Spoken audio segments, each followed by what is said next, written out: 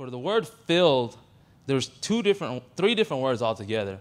And mainly there's either the word full and there's two words that imply fulfilled. So I was just like, man, this is going to get a bit too like complicated. Like, how am I going to talk about this filling of the Holy Spirit? But it's not really as complicated as it might seem. So the first word I talked about was when Stephen was full of the Holy Spirit. And that was in Acts chapter 7, verse 55. When Peter was full of the Holy Spirit, that word full in the Greek is pleres. And that means filled up. And it says if it was a surface, it's covered up, all around the surface. If it was hollow, it's filled up all the way and hollow. It's complete. And the best thing I like it says is permeates the soul and passes through every part of it. And I like the word that says saturated. So when I was thinking of like a good way to describe this, I thought about SpongeBob SquarePants. Because I just thought about like how he got, how he looks. Y'all watch SpongeBob, right? Or y'all at least know what he looks like. He got holes all up in him. He has hands, whatever.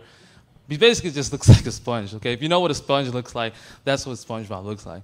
So I'm like, man, okay, SpongeBob's here. Then you got Patrick. He's like, hey, SpongeBob. And then you got Squidward, SpongeBob. And I'm like, all right, cool. We got these three characters here. So what I'm doing is I'm taking SpongeBob, and I'm thinking about putting him in the water. But I want to take a different kind of approach to it and think more like if you were to put him in, even if you don't know what SpongeBob is, just think of a yellow sponge.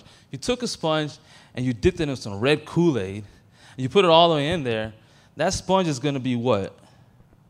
It's going to soak it all up and just become red. It's going to go all through every part of it is going to be soaked up, right? If it was SpongeBob, it's going to go through every single one of those holes and every single part of his body. And that's just like what I was talking about, the filling of the Holy Spirit is just that.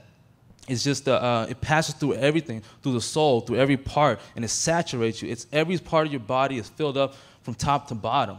And so when you say that, that whole the SpongeBob thing going in the Kool-Aid or whatever, and we saw in the beginning of Acts, it says it's you'll be baptized in the Holy Spirit. So there's a lot of other things about the Holy Spirit. They talk about different descriptions of fire, water, and this and that, but it mostly talks about water. And so when you say baptized in the Holy Spirit, y'all know what baptism is when you go submerge yourself fully down and you come back up. So just like that sponge going all the way down, you must let the Holy Spirit fill you up to all over yourself, every part of your body.